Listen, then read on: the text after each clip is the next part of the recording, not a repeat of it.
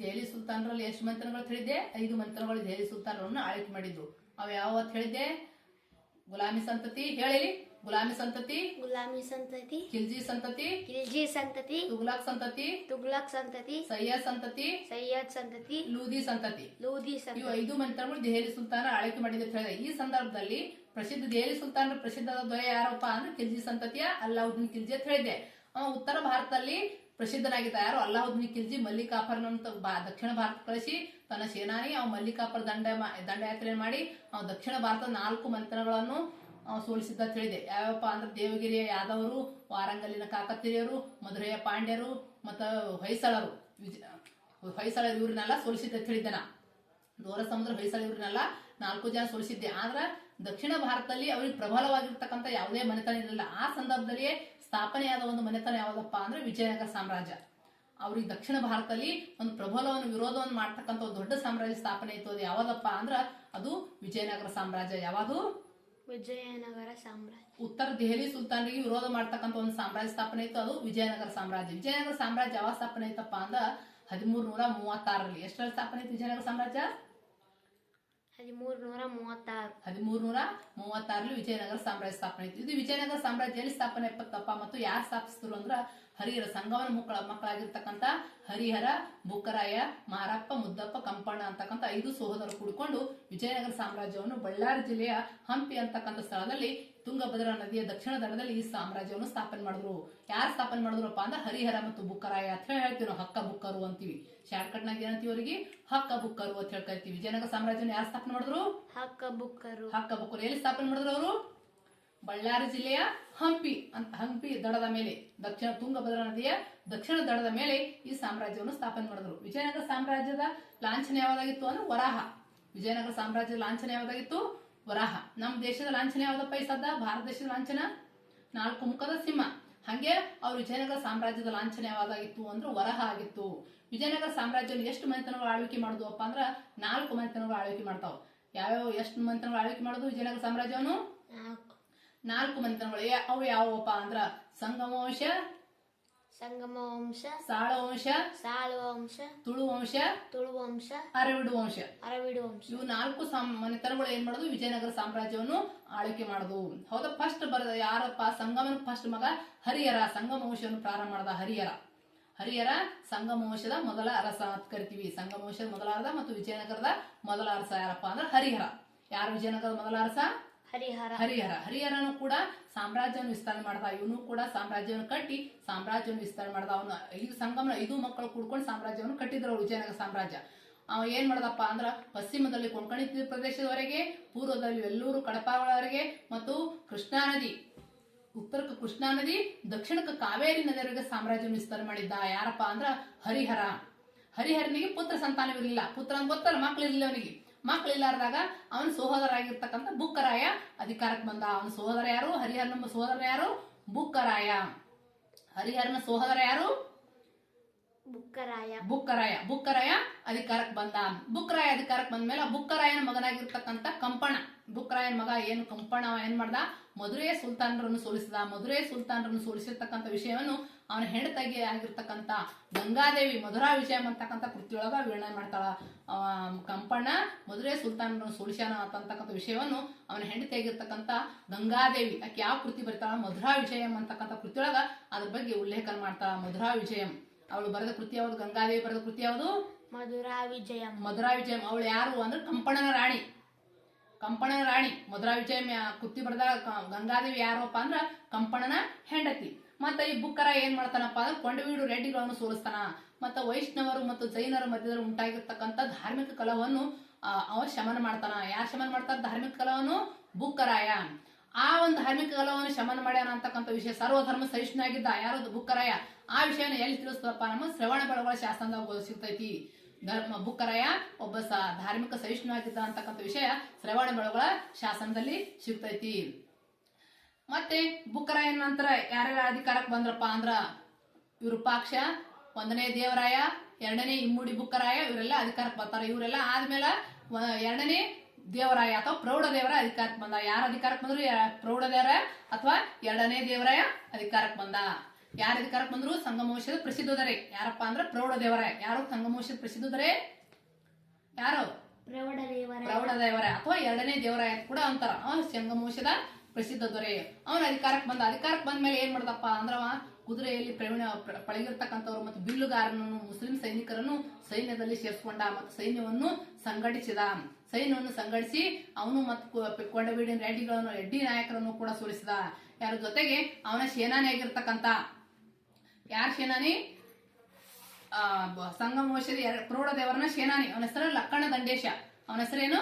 ಲಕ್ಕಣ ದಂಡೇಶ. ಅವ ಏನ್ ಮಾಡ್ದಪ್ಪ, ಕೇರಳ ಮತ್ತು ಶ್ರೀಲಂಕಾ ರಾಜರ ಮೇಲೆ ಯುದ್ಧವನ್ನು ಸಾರಿಸಿ ಅವರನ್ನು ಸೋಲಿಸಿ ಕಪ್ಪು ಕಾಣಿಕೆಯನ್ನು ಕೂಡ ಸಂಗ್ರಹಣೆ ಮಾಡಿದ್ದ. ಯಾರು? ಲಕ್ಕಣ ದಂಡೇಶ. ಪ್ರೌಢದೇವರನ ಸೇನಾನಿ ಹೆಸರೇನು? ಲಕ್ಕಣ ದಂಡೇಶ. ಅವ ವಿಜಯವನ್ನು ಸಾಧಿಸಿದ್ದ. ಯಾರಿಂದ ಕಪ್ಪು ಕಾಣಿಕೆಯನ್ನು ಸಂಗ್ರಹ ಮಾಡಿದ್ದ? ಕೇರಳ ಮತ್ತು ಶ್ರೀಲಂಕಾ. ಕೇರಳ ಮತ್ತು ಶ್ರೀಲಂಕಾ ರಾಜರನ್ನು ಸೋಲಿಸಿ ಅವರಿಂದ ಕಪ್ಪು ಕಾಣಿಕೆಯನ್ನು ಕೂಡ ಸಂಗ್ರಹ ಮಾಡಿದ್ದ. ಯಾರು? ಲಕ್ಕಣ ದಂಡೇಶ, ಪ್ರೌಢದೇವರಾಯನ ಸೇನಾನಿ. ಮತ್ತೆ ಪ್ರೌಢದೇವ ಬಹಳಷ್ಟು ಅವ ಏನ್ ಮಾಡ ಧರ್ಮ ಸಹಿಷ್ಣುನಾಗಿದ್ದ. ಧರ್ಮ ಸಹಿಷ್ಣು ಅಂದ್ರೆ ಎಲ್ಲಾ ಧರ್ಮವನ್ನು ಸಮಾನವಾಗಿ ನೋಡ್ತಿದ್ದ. ರಾಜಧಾನಿಯಲ್ಲಿ ಮಸೀದಿಗಳನ್ನು ಕೂಡ ಕಟ್ಟಿಸಿಕೊಟ್ಟಿದ್ದ. ರಾಜಧಾನಿಯಲ್ಲಿ ಏನ್ ಮಾಡಿದ? ಮಸೀದಿಗಳನ್ನು ಕಟ್ಟಿಸಿದ್ದ. ಮತ್ತು ಜೈನರು, ವೈಷ್ಣವರು ಮತ್ತು ಅವನ ಕಾಲದಲ್ಲಿ ವೀರಶೈವ ಧರ್ಮ ಕೂಡ ಬಹಳಷ್ಟು ಪ್ರಾಮುಖ್ಯತೆಯನ್ನು ಪಡ್ಕೊಂಡಿತ್ತು. ಜೊತೆಗೆ ಅವನ ಆಸ್ಥಾನದಲ್ಲಿ ತೆಲುಗು ಕವಿ ಯಾರಾಗಿದ್ರಪ್ಪ ಅಂದ್ರೆ ತೆಲುಗು ಕವಿ ಶ್ರೀನಾಥ ಅಂತಕ್ಕಂಥ ಪ್ರಸಿದ್ಧ ಕವಿ ಆಗಿದ್ದ. ಮತ್ತು ಸಂಸ್ಕೃತ ಕವಿ ವಿದ್ವಾಂಸನಾಗಿರ್ತಕ್ಕಂಥ ಡಿಂಡಿಮ. ಸಂಸ್ಕೃತ ವಿದ್ವಾಂಸ ಕವಿ ಯಾರಂದ್ರ ಡಿಂಡಿಮ. ಮತ್ತು ಲಕ್ಕಣ ದಂಡೇಶ ಕೂಡ ಮಂತ್ರಿ ಆಗಿದ್ದ ಮತ್ತು ಜೊತೆಗೆ ಅವ ಕವಿ ಕೂಡ ಆಗಿದ್ದ. ಲಕ್ಕಣ ದಂಡೇಶ ಮಂತ್ರಿನೂ ಆಗಿದ್ದ, ಜೊತೆಗೆ ಅವ ಒಳ್ಳೆ ಕವಿ ಕೂಡ ಆಗಿದ್ದ. ಮತ್ತೆ ಇವನು ಆಸ್ಥಾನಕ್ಕೆ ಭೇಟಿ ನೀಡತಕ್ಕಂಥ ಅಬ್ದುಲ್ ರಜಾಕ್ ಅಂತಕ್ಕ ವಿದೇಶಿ ಪ್ರವಾಸಿಗೆ ಏನ್ ಹೇಳ್ತಾನಪ್ಪ ಅಂದ್ರ ಪ್ರೌಢದೇವರನ್ನ ಆಸ್ಥಾನಕ್ಕೆ ಭೇಟಿ ಕೊಟ್ಟು ಲಕ್ಷಾವಧಿ ಸಂಖ್ಯೆಯಲ್ಲಿ ಪ್ರೌಢದೇವರನ್ನ ಸೈನ್ಯ ಹೊಂದಾನ. ಜೊತೆಗೆ ವಿಜಯನಗರಕ್ಕೆ ಸಂಪದ್ಭರಿತ ಕೋಟೆ ಐತಿ. ಅವನ ಮೊದಲ ಇಂಥ ರಾಜಧಾನಿಯನ್ನು ನನ್ನ ಕಣ್ಣುಗಳು ಮೊದಲ ಬಾರಿ ನೋಡುತ್ತಿವೆ ಅಂತ ಹೇಳ್ತಾನ. ಯಾರು? ಅಬ್ದುಲ್ ರಜಾಕ್. ಪರ್ಷಿಯಾದ ರಾಯಭಾರಿ ಅಬ್ದುಲ್ ರಜಾಕ್. ಮತ್ತು ವಿಜಯನಗರಕ್ಕೆ 7 ಸುತ್ತಿನ ಕೋಟೆ ಇದೆ ಅಂತ ಹೇಳ್ತಾನ. 7 ಸುತ್ತಿನ ಕೋಟೆ ಐತಿ, ಸಂಪದ್ಭರಿತವಾದ ನಗರ ಆಗೈತಿ, ಮತ್ತು ನನ್ನ ಕಣ್ಣುಗಳು ಇಂಥ ಸಂಪದ್ಭರಿತ ನಗರವನ್ನು ಮೊದಲ ಬಾರಿಗೆ ನೋಡುತ್ತಿವೆ ಅಂತಕ್ಕಂಥದ್ದು ಹೇಳ್ತಾನ. ಮತ್ತ ಪ್ರೌಢದೇವರನ ಸೈನಿಕ ಸಂಖ್ಯೆ ಲಕ್ಷಾವಧಿ ಸಂಖ್ಯೆಯಲ್ಲಿದೆ ಅಂತ ಕೂಡ ವಿವರಣೆ ಮಾಡ್ತಾನ. ಯಾರಪ್ಪ ಅಂದ್ರ ಅಬ್ದುಲ್ ರಜಾಕ್. ಯಾರು? ಅಬ್ದುಲ್ ರಜಾಕ್. ಪರ್ಷಿಯಾದ ರಾಯಭಾರಿ ಅಬ್ದುಲ್ ರಜಾಕ್. ಏನ್ ಹೇಳ್ತಾನ ಅಬ್ದುಲ್ ರಜಾಕ್ ತನ್ನ ಲೇಖನದೊಳಗ? ವಿಜಯನಗರ ಸೈನ್ಯ ಸಂಪದ್ಭರಿತ ನಗರ ಆಗೈತಿ, ನನ್ನ ಕಣ್ಣುಗಳು ಇಂಥ ನಗರವನ್ನು ಮೊದಲ ಬಾರಿ ನೋಡುತ್ತಿವೆ, ಲಕ್ಷಾವಧಿ ಸಂಖ್ಯೆಯಲ್ಲಿ ಕೋಟೆಗೆ 7 ಸುತ್ತಿನ ಆವರಣವಿದೆ, ಲಕ್ಷಾವಧಿ ಸಂಖ್ಯೆಯಲ್ಲಿ ಪ್ರೌಢದೇವರ ಸೈನಿಕರನ್ನು ಹೊಂದ್ಯಾನ ಅಂತಕ್ಕಂಥ ವಿಷಯವನ್ನು ಅವ ತನ್ನ ಪುಸ್ತಕದಲ್ಲಿ ಬರೀತಾನ. ಯಾರು? ಅಬ್ದುಲ್ ರಜಾಕ್ ಅಂತಕ್ಕಂಥ ಪರ್ಷಿಯಾದ ರಾಯಭಾರಿ. ಗೊತ್ತಾ? ವಿಜಯನಗರ ಸಾಮ್ರಾಜ್ಯಕ್ಕೆ ಭೇಟಿ ಕೊಟ್ಟಿರ್ತಕ್ಕಂಥ ಪ್ರೌಢದೇವರ ಆಸ್ಥಾನಕ್ಕೆ ಭೇಟಿ ಕೊಟ್ಟಿರ್ತಕ್ಕಂಥ ವಿದೇಶಿ ಪ್ರವಾಸಿಗ ಯಾರು ಅಂದ್ರ ಅಬ್ದುಲ್ ರಜಾಕ್. ಯಾರು? ಅಬ್ದುಲ್ ರಜಾಕ್. ಯಾರು? ಅಬ್ದುಲ್ ರಜಾಕ್. ಹೇಳು. ಅಬ್ದುಲ್ ರಜಾಕ್. ಮತ್ತ ಅವನಿಗೆ ಏನೇನ್ ಬಿರುದುಗಳಿದ್ದಪ್ಪ ಅಂದ್ರೆ ಗಜಬೆಂಟೆಗಾರ, ಚತುರ ಸಮುದ್ರಾಧೀಶ್ವರ, ಹರಿರಾಯ ವಿಭಾಡ ಅಂತಕ್ಕಂಥ ಬಿರುದುಗಳಿದ್ದು. ಗಜಬೆಂಟೆಗಾರ. ಹೇಳು. ಗಜಬೆಂಟೆಗಾರ, ಚತುರ ಸಮುದ್ರಾಧೀಶ್ವರ, ಹರಿರಾಯ ವಿಭಾಡ,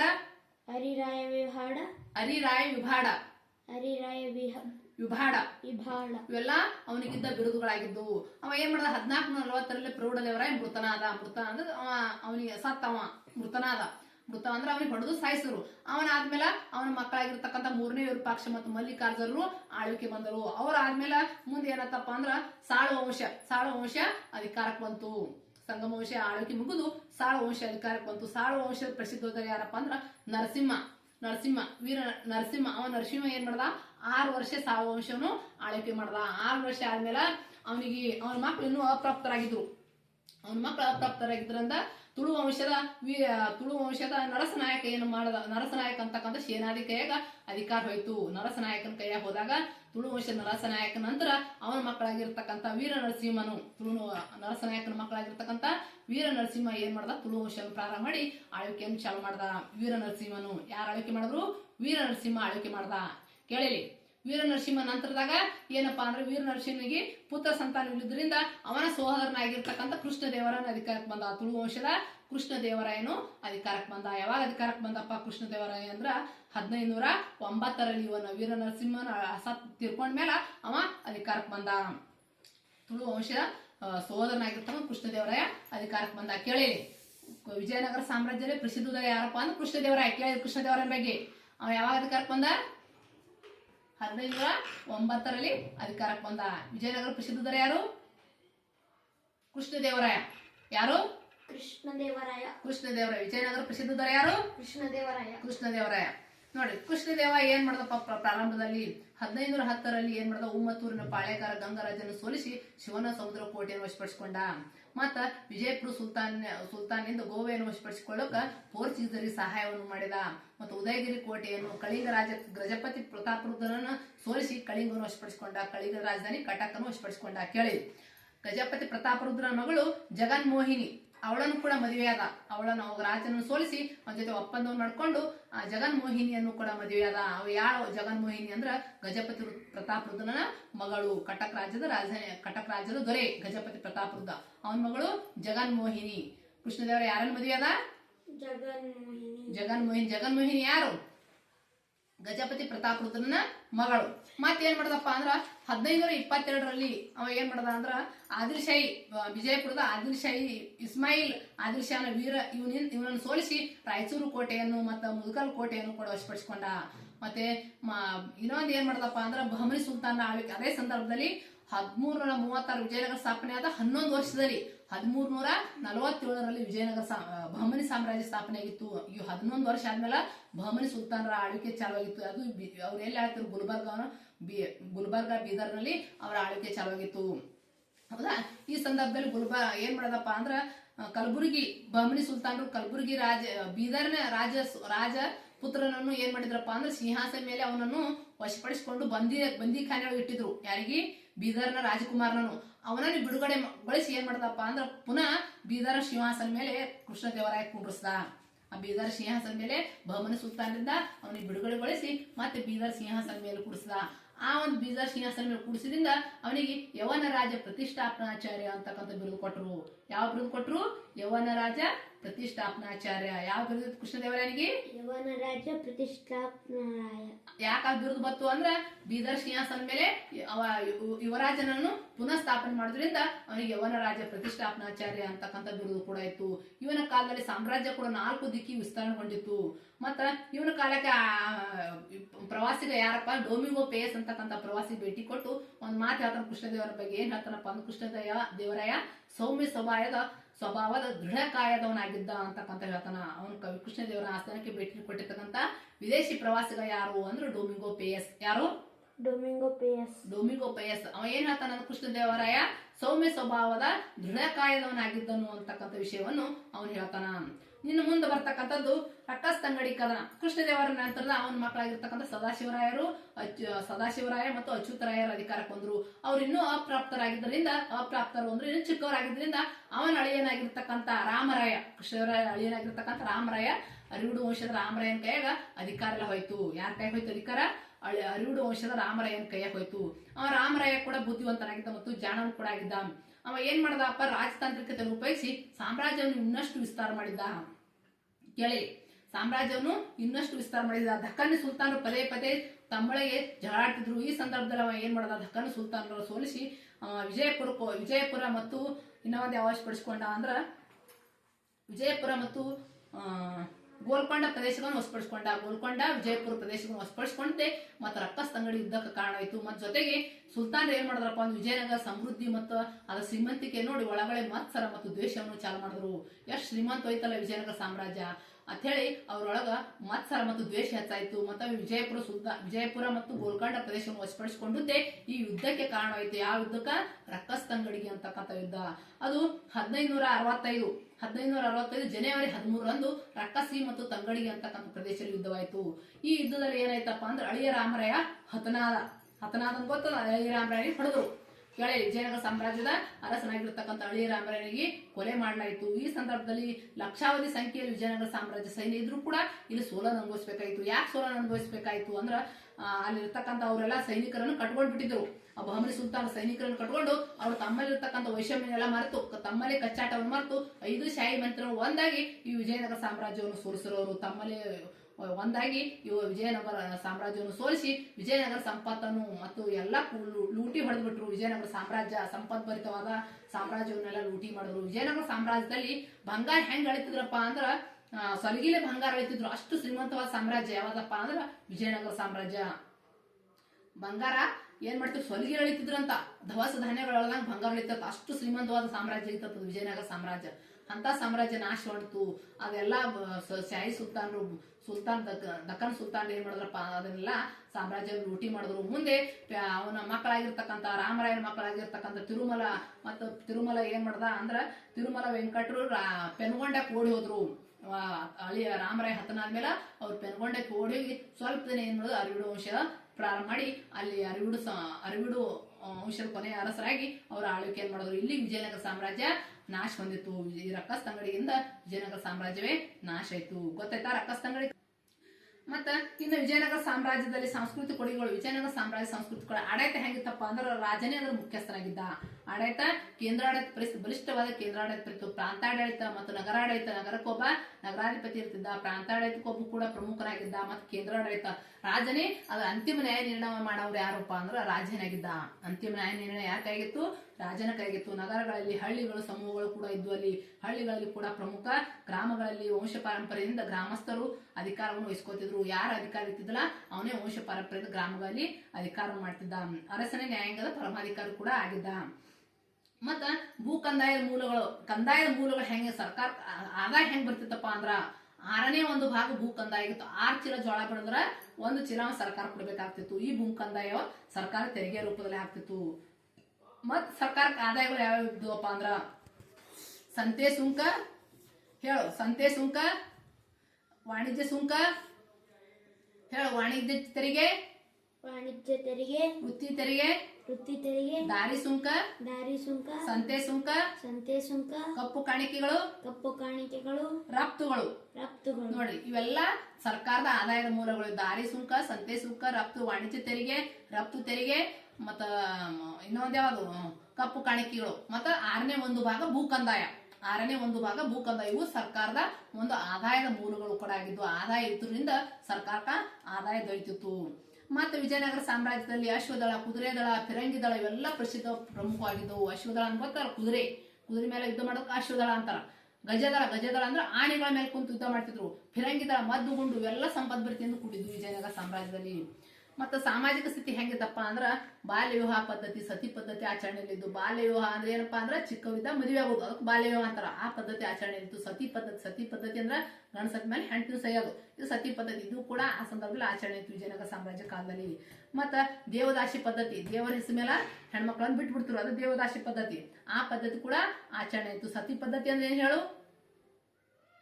ಸತಿ ಪದ್ಧತಿ ಅಂದ್ರೆ ಏನು? ಹೆಣ್ತಿನೂ ಸೈಯೋದು, ಸತಿ ಪದ್ಧತಿ. ಇದು ಕೂಡ ವಿಜಯನಗರ ಸಾಮ್ರಾಜ್ಯ ಕಾಲದಲ್ಲಿ ಆಚರಣೆ ಇತ್ತು. ಮತ್ತೆ ಏಕಪತ್ನಿತ್ವ, ಒಬ್ಬ ಹೆಂಡತಿಯನ್ನು ಮದುವೆ ಆಗ್ಬೇಕಂತಕ್ಕಂಥ ಆಚರಣೆ ಇತ್ತು. ಆದ್ರ ರಾಜರು ಮತ್ತು ಶ್ರೀಮಂತರು ಬಹುಪತ್ನಿತ್ವ ಕೂಡ ಆಚರಣೆ ಮಾಡಬಹುದಾಗಿತ್ತು. ಮತ್ತೆ ಇಲ್ಲಿ ದಸರಾ ಮತ್ತು ದೀಪಾವಳಿ ಪ್ರಮುಖ ಹಬ್ಬಗಳಾಗಿದ್ದು. ದಸರಾ ಮತ್ತು ದೀಪಾವಳಿ ಬಹಳ ವಿಜೃಂಭಣೆಯಿಂದ ಆಚರಣೆ ಮಾಡ್ತೀವಿ. ವಿಜಯನಗರ ಸಾಮ್ರಾಜ್ಯದಲ್ಲಿ ಪ್ರಸಿದ್ಧವಾಗಿರ್ತಕ್ಕಂಥ ಹಬ್ಬಗಳು ಯಾವುವಪ್ಪ ಅಂದ್ರ ದಸರಾ ಮತ್ತು ದೀಪಾವಳಿ. ಯಾವ್ಯಾವ ಹಬ್ಬವನ್ನು ಆಚರಣೆ ಮಾಡ್ತಿದ್ರು? ದಸರಾ ಮತ್ತು ದೀಪಾವಳಿ. ಪ್ರಸಿದ್ಧ ಹಬ್ಬಗಳು ಯಾವ್ಯಾವ ವಿಜಯನಗರ ಸಾಮ್ರಾಜ್ಯದ ಕಾಲದ? ದಸರಾ ಮತ್ತು ದೀಪಾವಳಿ. ಇವೆರಡು ಹಬ್ಬಗಳನ್ನು ಬಹಳ ವಿಜೃಂಭಣೆಯಿಂದ ಆಚರಣೆ ಮಾಡ್ತಿದ್ರು. ಇನ್ನ ಆರ್ಥಿಕ ಸ್ಥಿತಿ, ಅವ್ರು ಏನೇನ್ ಜಾಸ್ತಿ ಬೆಳಿತಿದ್ರಪ್ಪ ಅಂದ್ರ, ಮತ್ತು ವಿದೇಶ ಕೂಡ ರಫ್ತು ಕೂಡ ಮಾಡ್ತಿದ್ರು. ಇಲ್ಲಿ ಬೆಳೆದಿರ್ತಕ್ಕಂಥ ಆಹಾರ ಪದಾರ್ಥಗಳನ್ನು ಬೇರೆ ದೇಶಕ್ಕೆ ರಫ್ತು ಮಾಡೋದು. ರಫ್ತು ಅಂದ್ರೆ ಕಳ್ಸೋದು, ಹೆಚ್ಚಾದನ್ನು ಕಳ್ಸೋದು, ಅದಕ್ಕೆ ರಫ್ತು ಅಂತಾರ. ಕಡಿಮೆ ಬಿದ್ದು ತಗೊಳೋದಕ್ಕ ಆಮದು ಅಂತಾರ. ನಮ್ಗೆ ಕಡಿಮೆ ಬಿತ್ತಲ್ಲ ಅದನ್ನ ತರಿಸ್ಕೊಳ್ಳೋದು, ಅದಕ್ಕೆ ಆಮದು ಅಂತಾರ. ನಮ್ಗೆ ಹೆಚ್ಚಾದ ಕಳ್ಸೋದಕ್ಕ ರಫ್ತು ಅಂತ. ರಫ್ತು ಕೂಡ ಮಾಡ್ತಿದ್ರು. ಜಾಸ್ತಿ ಏನೇನ್ ಬೆಳಿತಾರಪ್ಪ, ಅಕ್ಕಿ, ಜೋಳ, ಮತ್ತ ಕಬ್ಬು, ಹತ್ತಿ ಇವೆಲ್ಲ ಜಾಸ್ತಿ ಇಲ್ಲಿ ಬೆಳಿತಿದ್ರು. ಏನೇನು ಹೆಚ್ಚಾಗಿ ಬೆಳಿತಿದ್ರು?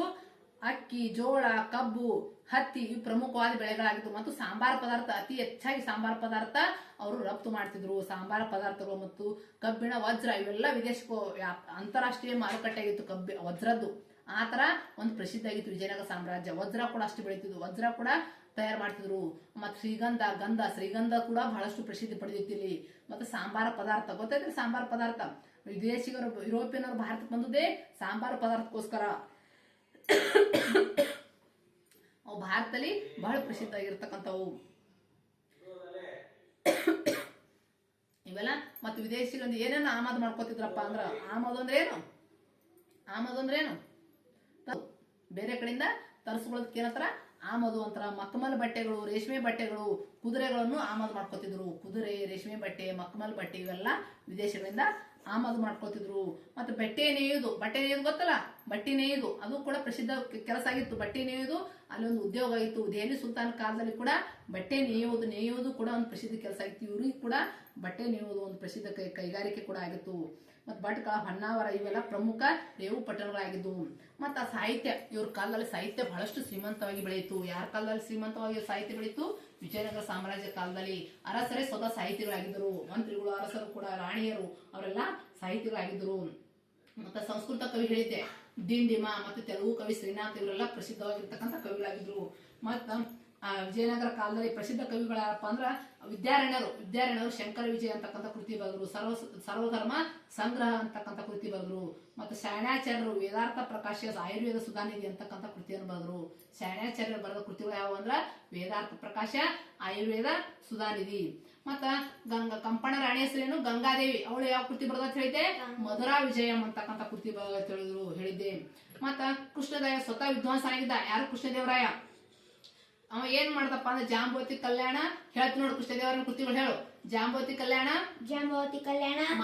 ಮಾದಲ ಸಚ್ಚರಿತಂ, ರಸಮಂಜರಿ, ಅಮುಕ್ತ ಮೌಲ್ಯ ನೋಡಿ. ತೆಲುಗು ಭಾಷೆ ಒಳಗ ಅಮುಕ್ತ ಮೌಲ್ಯ ಅಂತಕ್ಕಂಥ ಕೃತಿಯನ್ನು ಬರೆದಾನ. ಯಾರು? ಕೃಷ್ಣದೇವರಾಯ. ಇವು ಪ್ರಸಿದ್ಧವಾದ ಕೃತಿಗಳು. ಮತ್ತ ಸುಧಾನಿಧಿ ಅಂತಕ್ಕಂಥದ್ದು ಯಾರ್ದಪ್ಪ? ನಾಟಕ. ಪ್ರೌಢದೇವರಾಯ ಬರೆದಿರ್ತಕ್ಕಂಥ ಪ್ರಸಿದ್ಧ ನಾಟಕ ಯಾವ್ದಪ್ಪ? ಸುಧಾನಿಧಿ ಅಂತಕ್ಕಂಥ ಪ್ರೌಢದೇವರ ಬರೆದ ನಾಟಕ ಇದು. ಆಮೇಲೆ ಲಕ್ಕಣ ದಂಡೇಶ, ಅವನು ಕೂಡ ಕವಿ ಕೂಡ ಆಗಿದ್ದ, ಲಕ್ಕಣ ದಂಡೇಶ. ಮತ್ತ ಕುಮಾರವ್ಯಾಸ, ಇವ್ರ ಕಾಲದಲ್ಲಿ ಗದುಗಿನ ಭಾರತ. ಕುಮಾರವ್ಯಾಸ ಬರೆದ ಕೃತಿ ಯಾವುದು? ಗದುಗಿನ ಭಾರತ. ಕುಮಾರವ್ಯಾಸ ಯಾವ ಕೃತಿ ಬರೆದ?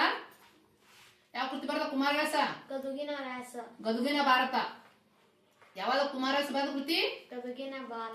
ಗದುಗಿನ ಭಾರತ. ರತ್ನಾಕರವರ್ಣಿ ಬರೆದ ಕೃತಿ ಯಾವುದು ಗೊತ್ತದನು? ರತ್ನಾಕರವರ್ಣಿ ಭರತೇಶ ವೈಭವ. ರತ್ನಾಕರವರ್ಣಿ ಬರೆದ ಕೃತಿ ಯಾವುದು? ಚಾಮರಸನ ಪ್ರಭುಲಿಂಗ ಲೀಲೆ. ಚಾಮರಸ ಬರೆದ ಕೃತಿ ಯಾವುದು? ಪ್ರಭುಲಿಂಗ ಲೀಲೆ. ರತ್ನಾಕರವರ್ಣಿ, ಭರತೇಶ ವೈಭವ. ಮತ್ತು ಲಕ್ಕಣ ದಂಡೇಶ್ ಕೂಡ ಪ್ರಸಿದ್ಧ ಕವಿಯಾಗಿದ್ದ. ಅವ ಬರೆದ ಕೃತಿ ಯಾವುದು ಅಂದ್ರೆ ಶಿವತತ್ವ ಚಿಂತಾಮಣಿ. ಲಕ್ಕಣ ದಂಡೇಶ ಬರೆದ ಕೃತಿ ಯಾವುದು? ಶಿವತತ್ವ ಚಿಂತಾಮಣಿ. ಯಾವ ಕೃತಿ ಬರೆದ ಲಕ್ಕಣ ದಂಡೇಶ? ಶಿವತತ್ವ ಚಿಂತಾಮಣಿ. ಲಕ್ಕಣ ದಂಡೇಶ ಬರೆದ ಕೃತಿ ಯಾವುದು? ಶಿವತತ್ವ ಚಿಂತಾಮಣಿ. ಇನ್ನೊಂದ್ಸಲ ಹೇಳು. ಶಿವತತ್ವ ಚಿಂತಾಮಣಿ. ಭೀಮಕವಿ ಬಸವ ಪುರಾಣ. ಭೀಮಕವಿ ಯಾವ ಕೃತಿ ಬರದ? ಬಸವ ಪುರಾಣ ಅಂತಕ್ಕಂಥ ಕೃತಿ ಬರದ. ಭೀಮಕವಿ ಯಾವ ಕೃತಿ ಬರದ? ಬಸವ ಪುರಾಣ. ಈ ಸಂದರ್ಭದಲ್ಲಿ ವೀರಶೈವ ಸಾಹಿತ್ಯ ಹುಲಸಾಗಿ ಕೂಡ ಬೆಳೆಯಿತು. ಇನ್ನ ವಿಜಯ ಕೃಷ್ಣದೇವರ ಏನ್ ಹೇಳಿದ? ಆಂಧ್ರ ಭೋಜ ಅಂತಕ್ಕಂಥ ಬಿರುದಿತ್ತು. ಹೆಂಗಪ್ಪ ಆಂಧ್ರ ಭೋಜ? ಆಂಧ್ರ ಸಾಹಿತ್ಯಕ್ಕ ಬಹಳಷ್ಟು ಪ್ರಾಶಸ್ತ್ಯವನ್ನು ಕೊಟ್ಟಿದ್ದ. ತೆಲುಗಿನಲ್ಲಿ ಏನ್ ಮಾಡಿದ? ಅಮುಕ್ತ ಮೌಲ್ಯ ಅಂತಕ್ಕಂಥ ಕೃತಿಯನ್ನು ಬರೆದಿದ್ದ. ಅದಕ್ಕೆ ಅವನಿಗೆ ಆಂಧ್ರ ಭೋಜ ಅಂತಕ್ಕಂಥ ಬಿರುದು ಕೂಡ ಇತ್ತು. ಕೃಷ್ಣದೇವರನಿಗೆ ಯಾವ ಬಿರುದಿತ್ತು? ಆಂಧ್ರ ಭೋಜ. ತೆಲುಗು ಸಾಹಿತ್ಯಲ್ಲೂ ಕೂಡ ಪ್ರಸಿದ್ಧಿಯನ್ನು ಪಡೆದಿತ್ತು. ಅವನು ಪ್ರೋತ್ಸಾಹ ಕೊಟ್ಟಿದ್ರಿಂದ ಅವನಿಗೆ ಆಂಧ್ರ ಭೋಜ ಅಂತಕ್ಕಂಥ ಕೃತಿಯನ್ನು ಬಿರುದು ಬಂದಿತ್ತು. ಯಾಕ ಬಿರುದು ಬಂದಿತ್ತು ಅಂದ್ರ ತೆಲುಗು ಸಾಹಿತ್ಯಕ್ಕ ಬಹಳಷ್ಟು ಪ್ರಾಶಸ್ತ್ಯ ಕೊಟ್ಟಿದ್ರಿಂದ ಕುಂಡ್ರು ಗಪ್ಪೈ. ಮತ್ತ ಇವನ ಆಸ್ಥಾನದಲ್ಲಿ ತೆಲುಗಿನಲ್ಲಿ ಅಮುಕ್ತ ಮೌಲ್ಯ ಕೃತಿ ಬರದ. ಮತ್ತಿನ ಯಾರಿದ್ರಪ್ಪ ಅಂದ್ರೆ ಅಷ್ಟ ದಿಗ್ಗಜರೆಂಬ 8 ಜನ ಪ್ರಧಾನವಾಗಿರ್ತಕ್ಕಂಥ ಮಂತ್ರಿಗಳಿದ್ರು. ಅವ್ರ ಹೆಸರು ಹೇಳ್ತ ನೋಡ್ರಿ. ಮತ್ತ ಕವಿಗಳಿದ್ರು. ಅಲ್ಲಾಸಾನಿ ಪೆದ್ದಣ್ಣ, ನಂದಿ ತಿಮ್ಮಣ್ಣ, ಶ್ರೀನಾಥ, ಸೂರಣ್ಣ, ತೆನಾಲಿ ರಾಮಕೃಷ್ಣ. ಇವನ ಆಶ್ರಯದಲ್ಲಿ ಪಡಿತಕ್ಕಂಥ ಅಷ್ಟ ದಿಗ್ಗಜರ ಕವಿಗಳಿದ್ರು. ಇವರೆಲ್ಲ ಬಹಳಷ್ಟು ಪ್ರಸಿದ್ಧವಾಗಿರ್ತಕ್ಕಂಥ ಕವಿಗಳು ಕೂಡ ಇದ್ರ. ಧರ್ಮ ಸಮಾನತೆ. ಇವ್ರು ಎಲ್ಲಾ ಧರ್ಮವನ್ನು ಸಮಾನವಾಗಿ ನೋಡ್ತಿದ್ರು. ಎಲ್ಲಾ ಧರ್ಮವನ್ನು ಹೆಂಗ್ ನೋಡ್ತಿದ್ರು? ಅವರು ಸಮಾನವಾಗಿ ನೋಡ್ತಿದ್ರು. ಬುಕ್ಕರ ಏನ್ ಮಾಡೋದು? ಧಾರ್ಮಿಕ ಅಂತಃಕಲ ಉಂಟಾದಾಗ ಅದನ್ನು ಶಮನ ಮಾಡಿರ್ತಕ್ಕಂಥ ವಿಷಯವನ್ನು ಹೇಳಿದ್ದೆ. ಯಾರು ಜೈನರು ಮತ್ತು ವೀರಶೈವ ಧರ್ಮದಲ್ಲಿ ಉಂಟಾಗಿರ್ತಕ್ಕಂಥ ವೀರಶೈವ ಎಲ್ಲ ವೈಷ್ಣವ ನಡುವೆ ಉಂಟಾಗಿರ್ತಕ್ಕಂಥ ಅಂತಃಕಲವನ್ನು ಶಮನ ಮಾಡಿದ್ದ ಅಂತಕ್ಕಂಥ ವಿಚಾರವನ್ನು ಶ್ರವಣ ಬೆಳಗೊಳ ಶಾಸನದಾಗ ಸಿಗ್ತೈತಿ. ಮತ್ತು ಪ್ರೌಢದೇವರನ್ನು ಮಸೀದಿಗಳನ್ನು ಕೂಡ ರಾಜಧಾನಿಯಲ್ಲಿ ಕಟ್ಟಿಸಿದ. ಇವೆಲ್ಲ ಎಲ್ಲಾ ಧರ್ಮವನ್ನು ಸಮಾನವಾಗಿ ಬದುಕಬಹುದು. ಈ ಸಂದರ್ಭದಲ್ಲಿ ಈ ಮಾತನ್ನು ಯಾರು ಹೇಳ್ತಾರೆ? ಇಲ್ಲಿ ವಿಜಯನಗರ ಸಾಮ್ರಾಜ್ಯದಲ್ಲಿ ಎಲ್ಲಾ ಧರ್ಮದವರು ನಿಶ್ಚಿಂತೆಯಿಂದ ಮತ್ತು ಸಮಾನವಾಗಿ ಎಲ್ಲರನ್ನು ಸಮಾನವಾಗಿ ನೋಡ್ತಾರ ರಾಜರು ಅಂತಕ್ಕಂಥ ವಿಷಯವನ್ನು ಬಾರ್ಬೋಸ್ ಅಂತಕ್ಕಂಥ ಯಾರಪ್ಪ ಅಂದ್ರೆ ಇತಿಹಾಸಕಾರ ಯಾರು ಹೇಳ್ತಾರ ಈ ವಿಷಯವನ್ನು? ಬಾರ್ಬೋಸ್ ಅಂತಕ್ಕಂಥ ವಿಜಯನಗರ ಸಾಮ್ರಾಜ್ಯಕ್ಕೆ ಭೇಟಿ ಕೊಟ್ಟು ಏನ್ ಹೇಳ್ತಾರಂದ್ರ ಇಲ್ಲಿ ವಿಜಯನಗರದಲ್ಲಿ ಎಲ್ಲಾ ಧರ್ಮದವರು ಎಲ್ಲಾ ಧರ್ಮೀಯರು ನಿಶ್ಚಿಂತೆಯನ್ನು ಬದುಕಬಹುದಾಗಿತ್ತು ಮತ್ತು ಅರಸರು ಎಲ್ಲಾ ಧರ್ಮವನ್ನು ಸಮಾನವಾಗಿ ನೋಡ್ತಾರ ಅಂತಕ್ಕಂಥ ವಿಚಾರವನ್ನು ಬಾರ್ಬೋಸ್ ಅಂತಕ್ಕಂಥ ಇತಿಹಾಸಕಾರ ಹೇಳ್ತಾನ. ಯಾರವ ವಿದೇಶಿ ಪ್ರವಾಸಿಗ? ಬಾರ್ಬೋಸ್. ಯಾರು? ಬಾರ್ಬೋಸ್. ಯಾರು? ಬಾರ್ಬೋಸ್. ಇನ್ನ ಕಲೆ ವಾಸ್ತುಶಿಲ್ಪ. ಇವ್ರ ಕಲೆ ವಾಸ್ತುಶಿಲ್ಪ ಹೆಂಗಿತ್ತಪ್ಪ ಅಂದ್ರೆ ದ್ರಾವಿಡ ಶೈಲಿ ವಿಕಸಿತ ಸ್ವರೂಪದಾಗಿತ್ತು. ದ್ರಾವಿಡ ಶ್ರೇಷ್ಠ ವಿಕಸಿತ ಸ್ವರೂಪ ಅಂತಕ್ಕಂಥದ್ದು ಆ ಒಂದು ಕಲೆಯನ್ನು ಒಳಗೊಂಡಿತ್ತು ಅಂತಕ್ಕಂಥ ವಿಚಾರವನ್ನು ಯಾರು ಹೇಳ್ತಾರ ಅಂದ್ರೆ ಪರ್ಸಿ ಬ್ರೌನ್. ಅವ ಇತಿಹಾಸಕಾರನಾಗಿರ್ತಕ್ಕಂಥ ಪರ್ಸಿ ಬ್ರೌನ್ ಅಂತಕ್ಕಂಥ ಹೇಳ್ತಾನ. ಪರ್ಸಿ ಬ್ರೌನ್ ಏನ್ ಹೇಳ್ತಾನ ಅಂದ್ರ ಇವ್ರ ಕಲೆ ಹೆಂಗಿತ್ತು ಅಂದ್ರೆ ದ್ರಾವಿಡ ಶೈಲಿಯ ವಿಕಸಿತ ಸ್ವರೂಪ ಅಂತಕ್ಕಂಥ ವಿವರಣೆ ಮಾಡ್ತಾನ. ಯಾರಪ್ಪ ಪ್ರವಾಸಿಗ ಇತಿಹಾಸಕಾರ ಯಾರು? ಪರ್ಸಿ ಬ್ರೌನ್. ಯಾರು ಇತಿಹಾಸಕಾರ? ಪರ್ಸಿ ಬ್ರೌನ್. ಯಾರು? ಪರ್ಸಿ ಬ್ರೌನ್. ಬಾರ್ಬೋಸ್ ಏನ್ ಹೇಳ್ತಾನಪ್ಪ ಅಂದ್ರೆ ಎಲ್ಲಾ ಧರ್ಮದವರು ನಿಶ್ಚಿಂತೆಯಿಂದ ಮತ್ತು ಸಮಾನವಾಗಿ ಬದುಕ್ತಿದ್ರು ಅಂತಕ್ಕಂಥ ವಿಚಾರ ಹೇಳ್ತಾನ. ಇನ್ನ ಪರ್ಸಿ ಬ್ರೌನ್ ಇವರ ಕಲೆ ವಾಸ್ತುಶಿಲ್ಪ ಹೆಂಗಿತ್ತಂದ್ರ ದ್ರಾವಿಡ ಶೈಲಿಯ ಶ್ರೇಷ್ಠ ವಿಕಸಿತ ಸ್ವರೂಪದಿಂದ ಕೂಡಿತ್ತು ಅಂತಕ್ಕಂಥ ವಿಚಾರವನ್ನು ಹೇಳ್ತಾನ. ಇವ್ರ ಕಾಲ ರಚನೆ ಆಗಿರ್ತಕ್ಕಂಥ ಪ್ರಮುಖ ದೇವಾಲಯಗಳ ಹೆಸರು ಹೇಳ್ತ ನೋಡಿ. ಹಂಪಿಯ ವಿರೂಪಾಕ್ಷ ದೇವಾಲಯ ಹೇಳು. ಹಂಪಿಯ ವಿರೂಪಾಕ್ಷ ದೇವಾಲಯ, ಹಜಾರ ರಾಮಸ್ವಾಮಿ ದೇವಾಲಯ, ರಾಮಸ್ವಾಮಿ ದೇವಾಲಯ, ವಿಠ್ಠಲ ಸ್ವಾಮಿ ದೇವಾಲಯ, ವಿಠ್ಠಲ ಸ್ವಾಮಿ ದೇವಾಲಯ, ಶೃಂಗೇರಿಯ ವಿದ್ಯಾಶಂಕರ ದೇವಾಲಯ, ಶೃಂಗೇರಿಯ ವಿದ್ಯಾಶಂಕರ ದೇವಾಲಯ, ಕೃಷ್ಣಸ್ವಾಮಿ ದೇವಾಲಯ, ಕೃಷ್ಣಸ್ವಾಮಿ ದೇವಾಲಯ, ಗಾಳಿ ಕಮಲ್ ಮಹಲ್, ಕಮಲ್ ಮಹಲ್ ಇವೆಲ್ಲ ಪ್ರಸಿದ್ಧವಾದ ದೇವಾಲಯಗಳಾಗಿದ್ದು. ಹಜಾರ ರಾಮಸ್ವಾಮಿ ದೇವಾಲಯ, ವಿಠ್ಠಲ ಸ್ವಾಮಿ ದೇವಾಲಯ, ಕೃಷ್ಣಸ್ವಾಮಿ ದೇವಾಲಯ, ಶೃಂಗೇರಿ ವಿದ್ಯಾಶಂಕರ ದೇವಾಲಯ ಇವೆಲ್ಲ ವಿಜಯನಗರ ಕಾಲದ ಒಂದು ಪ್ರಸಿದ್ಧವಾಗಿರ್ತಕ್ಕಂಥ ದೇವಾಲಯಗಳು ಕೂಡ ಆಗಿದ್ದು. ಮತ್ತ ಕಾಳಹಸ್ತಿ, ತಿರುಪತಿ, ಚಿದಂಬರಂ, ಶ್ರೀರಂಗಮ್ಮ, ಕುಂಭಕೋಣ, ಕಾಂಚಿ ಮುಂತಾದ ಕಡೆ ಕೂಡ ಅವರ ವಾಸ್ತುಶಿಲ್ಪವನ್ನು ನೋಡಬಹುದು.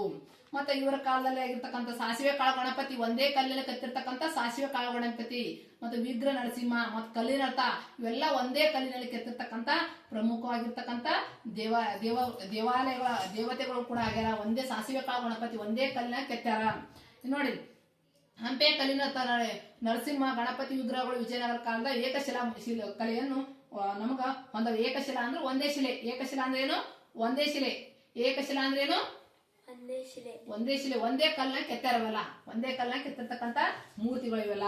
ಇಷ್ಟೊಂದು ವಿಜಯನಗರ ಕಾಲದಲ್ಲಿ ಕನಕದಾಸರು ಕೂಡ ಈ ಕ್ಷೇತ್ರಕ್ಕೆ ತಮ್ಮದೇ ಆದ ಕೊಡುಗೆ ಕೊಟ್ಟರ. ಪುರಂದರದಾಸರು, ಕನಕದಾಸರು ಕೂಡ ಈ ಒಂದು ವಿಜಯನಗರ ಸಾಮ್ರಾಜ್ಯದಲ್ಲಿ ತಮ್ಮದೇ ಆದ ಕೊಡುಗೆ ಐತಿ ಅವ್ರದ್ದು ಕೂಡ.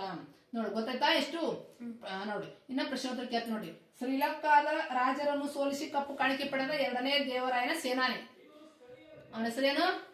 ಎರಡನೇ ದೇವರಾಯನ ಸೇನಾನಿ ಲಕ್ಕಣ್ಣ ದಂಡೇಶ. ಲಕ್ಕಣ್ಣ ದಂಡೇಶ. ಏನು ಹೆಸರ? ಲಕ್ಕಣ್ಣ ದಂಡೇಶ.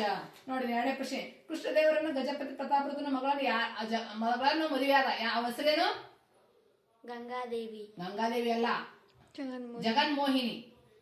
ಗಜಪತಿ ಪ್ರತಾಪರುದ್ರನ ಮಗಳು ಜಗನ್ಮೋಹಿನಿ. ಏನು ಹೆಸರ? ಜಗನ್ಮೋಹಿನಿ. ಜಗನ್ಮೋಹಿನಿ. ವಿಜಯನಗರ ಸಾಮ್ರಾಜ್ಯದ ವರಹ ಅದು ಎಂತ ನಾಣ್ಯ ಆಗಿತ್ತಪ್ಪ? ರಾಷ್ಟ್ರ ಲಾಂಛನ. ಲಾಸ್ಟ್ ಲಾಂಛನ ಆಗಿತ್ತು. ಮತ್ತು ಚಿನ್ನದ ನಾಣ್ಯ ಕೂಡ ಆಗಿತ್ತು. ಅದು ವರಹ ಚಿನ್ನದ ನಾಣ್ಯ ಆಗಿತ್ತು. ವಿಜಯನಗರ ಸಾಮ್ರಾಜ್ಯದ ಒಂದು ಚಿನ್ನದ ನಾಣ್ಯ ಆಗಿತ್ತು ವರಹ.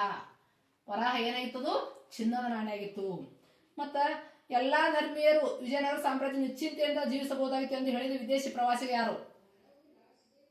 ಬಾರ್ಬೋಸ್. ಎಲ್ಲಾ ಧರ್ಮದವರು ವಿಜಯನಗರ ಸಾಮ್ರಾಜ್ಯದಲ್ಲಿ ನಿಶ್ಚಿಂತೆಯಿಂದ ಬದುಕಬಹುದು ಅಂತಕ್ಕಂಥ ವಿಷಯವನ್ನು ಹೇಳಿರ್ತಕ್ಕಂಥ ವಿದೇಶಿ ಪ್ರವಾಸಿಗ ಯಾರು ಅಂದ್ರ ಬಾರ್ಬೋಸ್. ಯಾರು? ಬಾರ್ಬೋಸ್.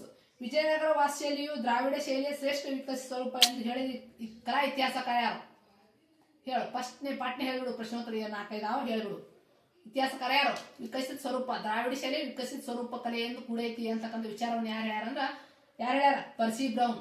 ಇತಿಹಾಸಕಾರ ಯಾರು? ಪರ್ಸಿ ಬ್ರೌನ್ ಅಂತಕ್ಕಂಥವ ಹೇಳ್ತಾನ.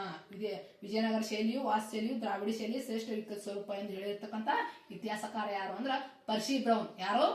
ಪರ್ಸಿ ಬ್ರೌನ್. ವಿಜಯನಗರ ಸಾಮ್ರಾಜ್ಯ ಸ್ಥಾಪಕರು ಯಾರು?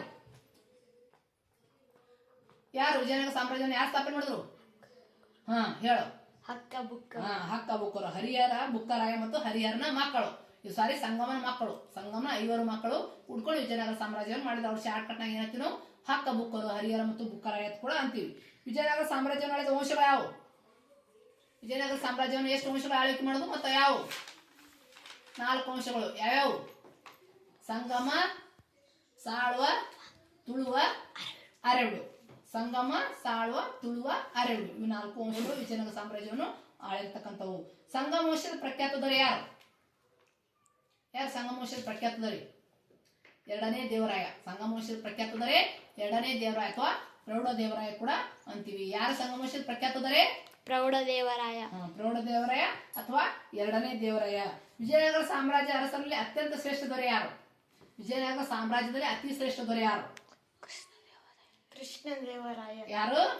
ಕೃಷ್ಣದೇವರಾಯ. ರಕ್ಕಸ್ತಂಗಡಿ ಕದನ ಯಾವಾಗ ನಡೀತಪ್ಪ? 1565 ಜನವರಿ 13ರಂದು ನಡೀತು. ಯಾವಾಗ ನಡೀತು ರಕ್ಕಸ್ತಂಗಡಿ ಕದನ? 1565 65 ಎಷ್ಟರಲ್ಲಿ ನಡೀತು? 1565ರಲ್ಲಿ ನಡೆಯಿತು. ಜನವರಿ 13. ಜನವರಿ 13. ಜನವರಿ 13 23 ಜನವರಿ 23 ಎಷ್ಟು ನಡೀತು? ಜನವರಿ 23. 23 ರಕ್ಕಸ್ 1565 ಜನವರಿ 23 ಎಷ್ಟು ನಡೀತು? 1565 ಜನವರಿ 23 ಎಂದು ನಡೆಯಿತು. ಹೌದಾ? ವಿಜಯನಗರ ಸಾಮ್ರಾಜ್ಯ ರಾಜ್ಯದ ಮೂಲಗಳು ಯಾವುದು? ರಾಜ್ಯ ಆದಾಯದ ಮೂಲಗಳು ಯಾವ್ಯಾಗಿದ್ದು?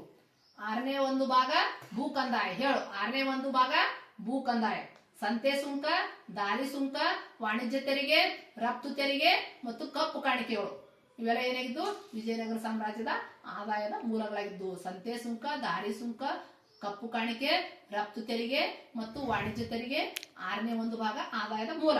ಇವೆಲ್ಲ ಆದಾಯದ ಮೂಲಗಳಾಗಿದ್ದು. ವಿಜಯನಗರ ಸಾಮ್ರಾಜ್ಯ ಆಚರಿಸಿದ ಹಬ್ಬಗಳು ಯಾವುವು? ಹಬ್ಬಗಳು ಯಾವ ಆಚರಣೆ ಮಾಡ್ತಾರೆ ವಿಜಯನಗರ ಸಾಮ್ರಾಜ್ಯದಲ್ಲಿ? ದಸರಾ, ದೀಪಾವಳಿ, ದಸರಾ. ದಸರಾ ಮತ್ತು ದೀಪಾವಳಿ ಇವು ಪ್ರಮುಖವಾದ ಹಬ್ಬಗಳಾಗಿದ್ದು. ವಿಜಯನಗರ ಸಾಮ್ರಾಜ್ಯ ಬೆಳೆಯುತ್ತಿದ್ದ ಪ್ರಮುಖ ಬೆಳೆಗಳು ಯಾವುವು? ಏನೇನು ಪ್ರಮುಖ ಬೆಳೆಗಳನ್ನು ಬೆಳೆಯುತ್ತಿದ್ರು ಅವರು? ಕಬ್ಬು, ಹತ್ತಿ, ಅಕ್ಕಿ, ಜೋಳ ಮತ್ತು ಸಾಂಬಾರ ಪದಾರ್ಥಗಳು, ಶ್ರೀಗಂಧ ಪದಾರ್ಥಗಳು ಇವೆಲ್ಲ ಪ್ರಮುಖವಾದ ಬೆಳೆಗಳಾಗಿದ್ದು. ಕೃಷ್ಣದೇವರನ ಕೃತಿಗಳನ್ನು ತಿಳಿಸಿ. ಕೃಷ್ಣದೇವರ ಬರೆದ ಕೃತಿಗಳು: ಅಮುಕ್ತ ಮೌಲ್ಯ ಮತ್ತ ಜಾಂಬೋತಿ ಕಲ್ಯಾಣ, ಮಾದಲಸ ಚರಿತಂ ಮತ್ತ ರಸಮಂಜರಿ.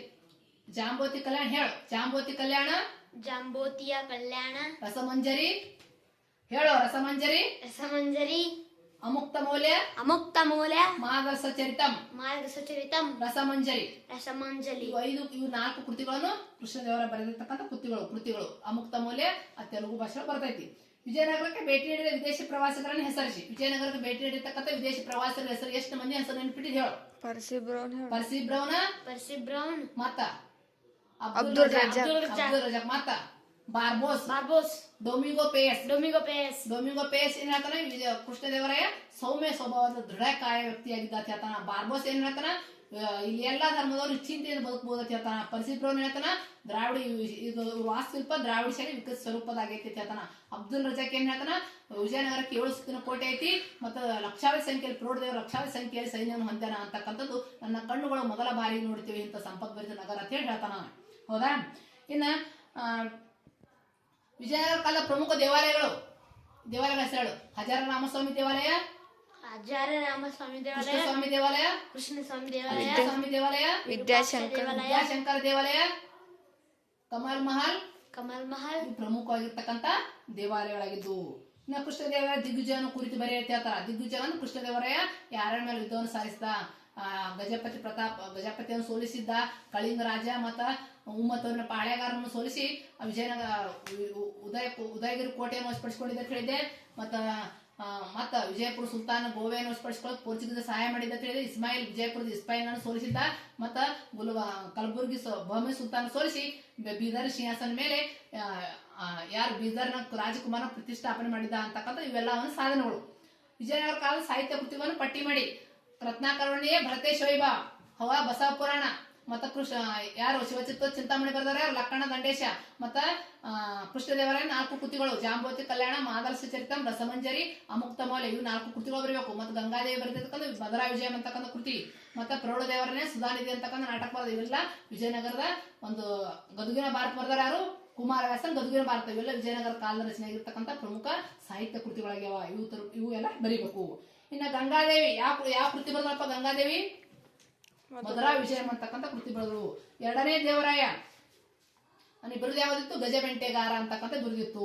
ಕೃಷ್ಣದೇವರಾಯ ಅವನಿಗಿದ್ದ ಆಂಧ್ರ ಭೋಜ ಅಂತಕ್ಕಂಥ ಬಿರುದಿತ್ತು. ಕೃಷ್ಣದೇವನಿಗೆ ಯಾವ ಬಿರುದಿತ್ತು? ಆಂಧ್ರ ಭೋಜ. ಶೃಂಗೇರಿ ವಿದ್ಯಾಶಂಕರ ದೇವಾಲಯ. ಶೃಂಗೇರಿ ಒಳಗ ಯಾವ ದೇವಾಲಯ ಐತಿ ಅಂದ್ರ ವಿದ್ಯಾಶಂಕರ ದೇವಾಲಯ ಐತಿ. ಕೃಷ್ಣದೇವನಿಗೆ ಆಂಧ್ರ ಭೋಜ ಯಾಕೆ ಬಿರುದಪ್ಪ ಅಂದ್ರೆ ತೆಲುಗು ಸಾಹಿತ್ಯಕ್ಕೆ ಪ್ರೋತ್ಸಾಹ ಕೊಟ್ಟಿದ್ರಿಂದ ಅವನಿಗೆ ಆಂಧ್ರ ಭೋಜ ಅಂತಕ್ಕಂಥ ಕೃತಿ ಬಂದಿತ್ತು. ಗಜಬೆಂಟೆಗಾರ ಅಂತಕ್ಕಂಥ ಯಾರಿಗೆ ಬಿರುದಿತ್ತು ಅಂದ್ರ 2ನೇ ದೇವರಾಯನಿಗೆ. ತಿಳಿತಾ ಕೃಷ್ಣದೇವರಾಯ ವಿಜಯನಗರ ಸಾಮ್ರಾಜ್ಯ ಬಗ್ಗೆ? ಮುಂದೆ ಬರ್ತಕ್ಕಂಥದ್ದು ಬಹಮನಿ ಸಾಮ್ರಾಜ್ಯ. ಮುಂದೆ ಬಹಮನಿ ಸಾಮ್ರಾಜ್ಯದ ಬಗ್ಗೆ ನೆಕ್ಸ್ಟ್ ಹೇಳ್ತೀನಿ ನಿನಗ.